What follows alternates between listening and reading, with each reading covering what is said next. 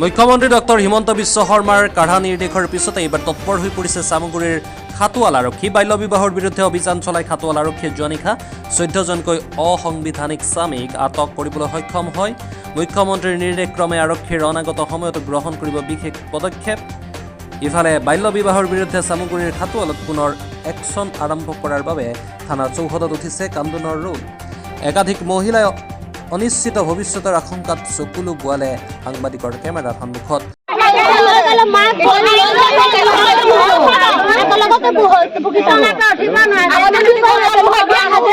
মুখ্যমন্ত্ৰীৰ নিৰ্দেশৰ বিৰুদ্ধে চৰম অসন্তুষ্টি প্ৰকাশ আন একাংশ অভিভাৱকৰ। ল'ৰাটো যদি ধৰি লৈ যায়, এজনী মাক গিৰেক নাই মৰিলে, ল'ৰাটোৱে হাজিৰা মাজিৰা কৰি খুৱায়, এতিয়া মাকজনীয়ে ক'পা খাব বা ঘৈণীয়েকজনীয়ে ক'পা খাব, কোনে খুৱাব? তেওঁলোকে এতিয়া কিবা দিব জানো, চৰকাৰৰ ফালৰ পৰা কিবা দিব জানো বা টকা পইচা চলিবৰ কাৰণে?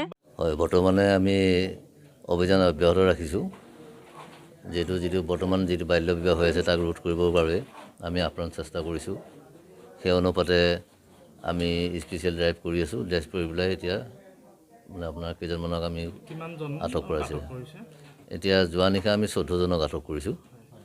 14জনক আটক কৰি তেখেতলোকৰ এইটো আমাৰ খাটোৱাল থানাৰ অন্তৰ্গত নিজ আপোনাৰ গেৰুৱাটী, গেৰুৱামুখ, আমতল, ধবিমুখ, তাৰপৰা নিজ খাটোৱাল এই এলেকাৰ পৰা আমি আটক কৰিবলৈ এতিয়া আমি তেখেতলোকৰ ডকুমেণ্টবিলাক পৰ্যবেক্ষণ কৰি আছোঁ।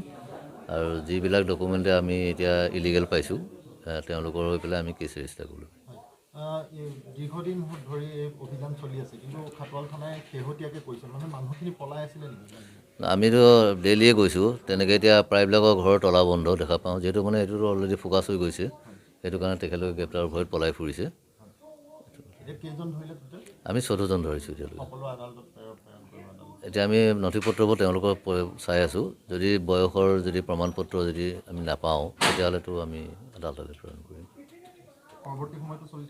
চলি থাকিব। নিৰ্দিষ্টকৈতো ক'ব নোৱাৰিম। এতিয়ালৈকে ধৰি লওক আমি পাই আছোঁ, কেছ ৰেজিষ্টাৰ কৰি আছোঁ।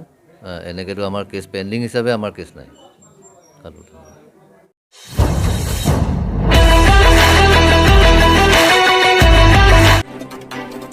আমাৰ মঞ্চ নিৰপেক্ষ কণ্ঠ। অসম আৰু অসমীয়াৰ স্বাৰ্থত আমি দিম শুদ্ধ আৰু নিৰপেক্ষ খবৰ। সৰ্বহাৰাৰ অভাৱ অভিযোগ নিষ্পত্তি কৰাই আমাৰ লক্ষ্য। আপোনাৰ প্ৰতিটো সমস্যা চৰকাৰ প্ৰশাসনক দৃষ্টি কৰোৱাত আমি দায়বদ্ধ। অভিযোগৰ সত্যতা নিৰূপণ কৰা আমাৰ নহয়, আইনৰ দায়িত্ব।